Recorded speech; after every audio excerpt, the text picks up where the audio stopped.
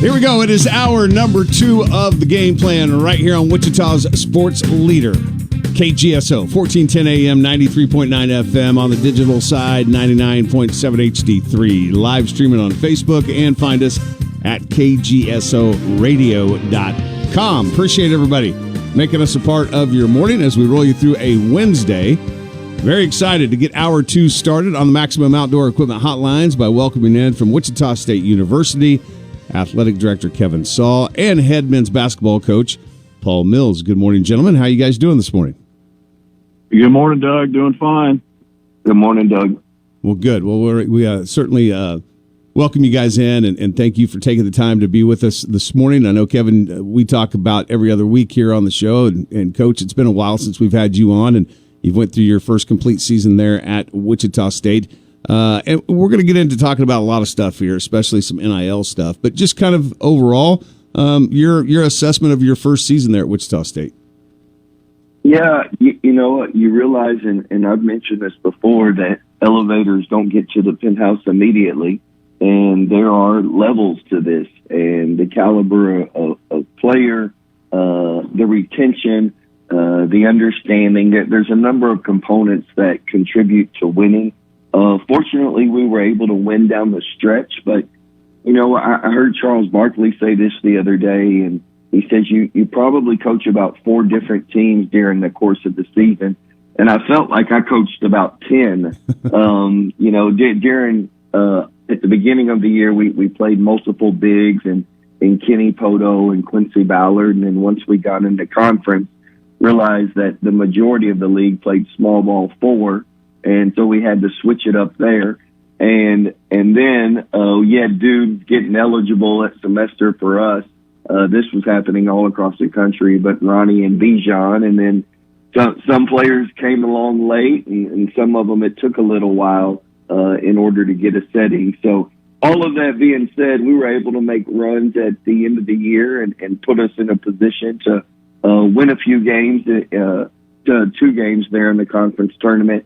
And then lose to a really good UAB team who ended up representing the conference after winning the conference tournament. And we weren't in every game. It's just a matter now of man, let's tighten up a number of areas. Let's upgrade our personnel so that we can make the strides that everybody expects to make around here.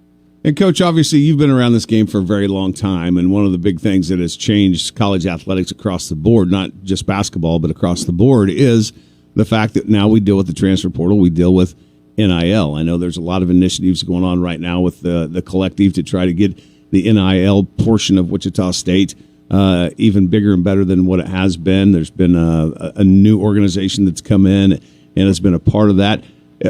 As a head coach, how much of that do you really have to deal with? And what are some of the things that as a head coach we really need to make sure is getting done so that retention of players and being able to get more players at Wichita State are at?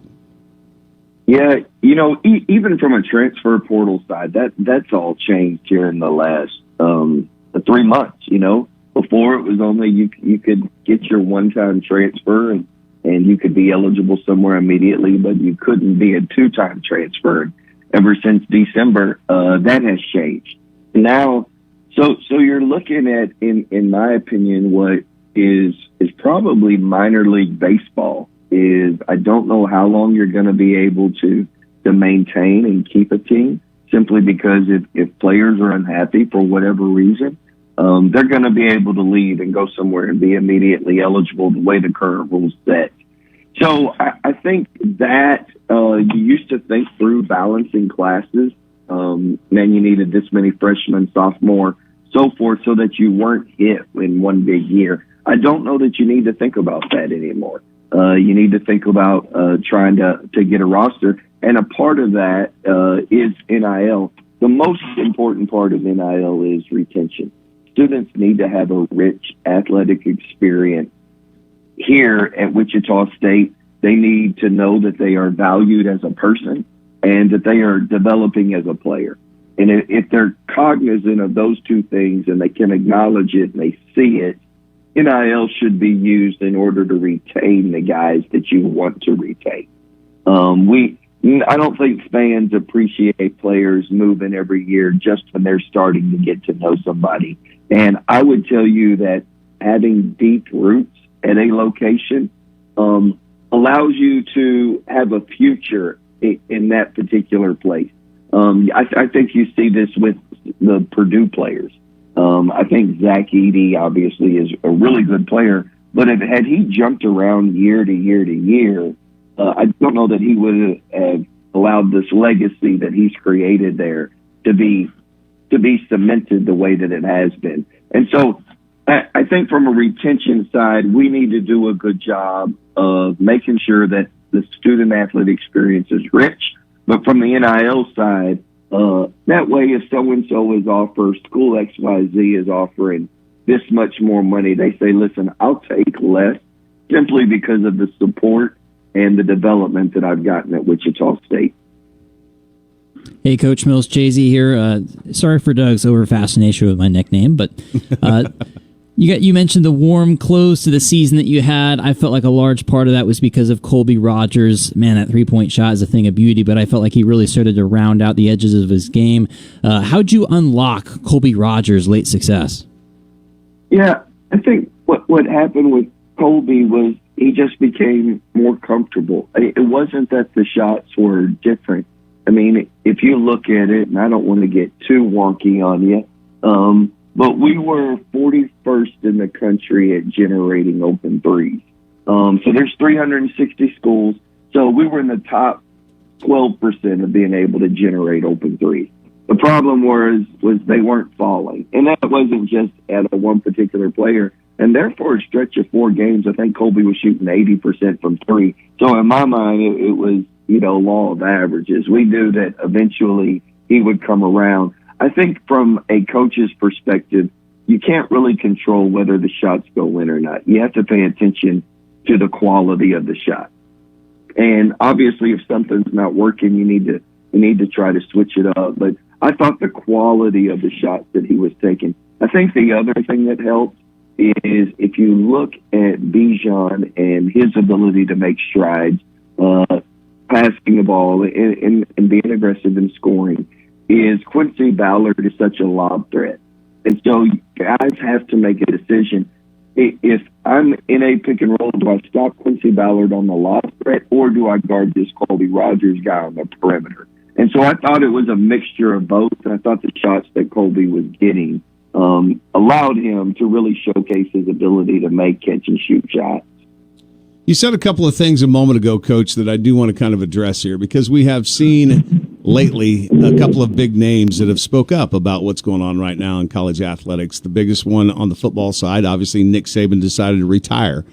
He appeared in front of Congress to talk about some of the things that are going on that he don't think is good for college athletics. He made statements that, recruits now come in, the first thing they ask about is how much are they going to get paid versus, what's my education going to be like, or my playing time, or things like that. Christian Laettner, who hasn't been really relevant in basketball for over 30 years, but still a big name. Some people would consider him a top 5 all-time player, says that the NIL stuff needs to go away. We need to get this out of the game. This is stuff that we're dealing with, and you're dealing with more than anybody as a head coach. So when you approach an off season like this, do you spend most of your time now in the transfer portal, or is it something that you're still kind of balancing out the high school versus transfer portal? Yeah, I think what happens when you take a new job, you walk into the locker room, you say, hey, how many of you guys are staying? And however many hands shoot up, and you go, okay, 7 guys are staying, I need to go get 6 new guys. And so I think when you first take over a program, I haven't had much experience or I haven't had much success in year one, regardless of where I've been. And so I think as you're trying to navigate that, you're trying to figure who it is who's staying and then who you're keeping. I think once you start to get to year 2, you know the personalities, you know the people, and is in NIL, so you're always going to have to go through the acquisition process of getting new players. I think that there does need to be a balance. For us this year, we're going to end up signing 6. So two high school players we've already signed. TJ Williams played at Wichita Heights, and then Zion Pitkin, who's from Houston. And then we'll sign 4 guys out of the portal. Once you start to get into the portal, you do have to vet that whole process. If the first words that are coming out of their mouth is, how much do you think I can get from an NIL side, you realize that, man, this is probably not somebody we're going to pursue. I had a player tell me yesterday, Coach, if you could give me any named a dollar number, this is over. And I couldn't give him the dollar number that he was asking for. But then I had another player who I know was getting a much higher dollar number at another school and just said, Coach, all I care about is, can I impact winning? Is there playing time available for me to impact winning? And you can imagine which of the two that I kind of gravitated toward. And so I think you're just having these conversations on the front end, and you do have to do a good job of vetting. Some people may not ask the NIL question immediately. They'll ask it later. But I will tell you that is a situation you are having to navigate through day in and day out as you're trying to figure out what's a good balance for your roster. And Kevin, I want to direct this question maybe more towards you than Coach, although Coach would probably know the answer to this. So I know there was a rule that was going to come out in the portal that if you took on a player, you had to accept the scholarship once you took on the player. And I'm not really probably phrasing the whole rule exactly the way it's laid out, but I haven't heard any more about that. Is that still the case? Yeah, that's still the case. Once you accept in any sport somebody out of the portal, the institution, the accepting institution, has an obligation to carry that scholarship through graduation. And in the case of men's basketball specifically, we have an obligation to carry through the educational expenses through graduation for young people that potentially leave your program and go professional. So there is that obligation, which certainly puts more pressure on the vetting process to make sure you're getting the right people for your program. It was kind of interesting, Coach, when you mentioned the 2 players in the different scenarios, and I brought this up on the show the other day. I'm sure both of you guys have seen the movie Draft Day, but there's that point in Draft Day where the guy talks about they taped a dollar bill at the end of the playbook, and one guy read all the way through the playbook and then gave the dollar back and said, when I win something, then you can give me the money. Another guy never mentioned the dollar, and it's almost like that's the situation that you're getting into a little bit. Yeah, I haven't seen Draft Day, but you do have to make sure you avoid the Johnny Manziels of the world who never actually open the playbook. You have to have people who are invested and want to be a part of it, and money is not the primary issue for that particular player. It's an incentive. It helps them. I mean, I'll give you an example from an NIL standpoint. Quincy Ballard is from Syracuse, New York, and his mom and dad come to every game, no matter where we play. Well, you can imagine that's a little pricey. Being here every game, being able to watch their child play, which all parents want to do, is they want to watch their children participate in whatever level that they're going through. And so I think that there are good reasons for NIL. There are things that are in place in order to help these students and help these families. And you just have to, as you go through it, you have to figure out that dollar bill at the end. What is it going to be used for? And if you're confident that the person is going to use this in a way, I don't know if you're familiar with DJ Burns, but DJ Burns at NC State has used his NIL money to have vending machines and is using it to invest. And you just need to make sure that there's some type of financial help in order to help these young men for us moving forward. And so I do think there is a place for NIL. So I wouldn't be on the Christian Laettner side and just eliminate it. Coach Mills, I want to ask you about this Memphis game. Coming into the AC tournament, you had lost the 2 regular season matchups with the Tigers, kind of a blowout loss early season, a really close loss midseason. You get the ultimate payback, the revenge game against Penny Hardaway, 71-65. You pull this out. Coach, I'm sure the coaching staff saw tremendous improvement from the group from the first time you matched up against Memphis to that big time win in the tournament. Do you feel like the players saw that growth as well? Yeah, definitely. I mean, I had a great group in regards to showed up every day and just how do we get better.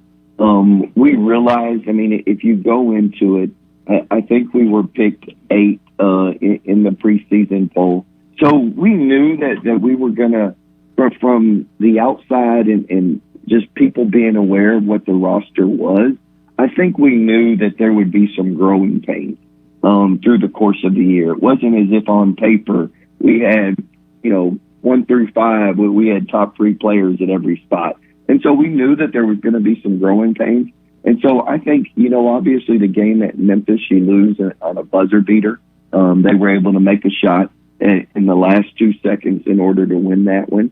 And we felt like we left a lot on the table, specifically from a free throw percentage standpoint. And we needed to do a better job converting at the line. We needed to do a better job just getting our personnel right, staying attached to the right personnel from a defensive standpoint. And I thought both of those things happened. And we were able to make some shots late. We were down 1 when Quincy Ballard was able to make a shot attempt at the rim and to put us up 1 and able to maintain the lead. But I thought we finished that game, and it was but I shared with the guys, it was a great win, but I shared with the guys, there's not a time where you go into a game where you don't expect to win. And I will tell you that our guys expected to win that game. Well, Coach Kevin, we appreciate your time today. I know you guys are both busy. Certainly appreciate you taking some time out of your day to be with us here on the game plan. We look forward to a great offseason and an upcoming great Shocker season. Thanks so much, guys. Thanks. Appreciate it, guys. All right, back other side of the break, we will have Coach Chris Kleiman from Kansas State on with us next here on the game plan.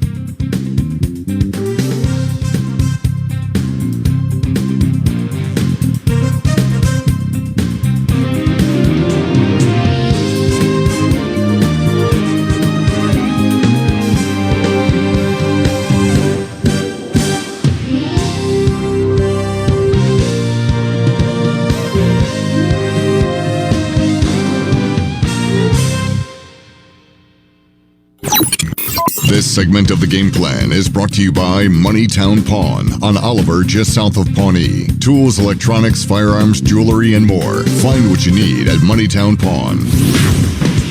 The game plan. KGSO. Check this out. This is The Herd. You're excited. I'm excited. With Colin Cowherd. And this draft class reminds me a lot of the 2021 draft class, where you got about 5-6 first rounders, and there's one, just like Trevor Lawrence, Caleb Williams can't miss. And here goes Caleb Williams. He's going to another franchise that can't get the quarterback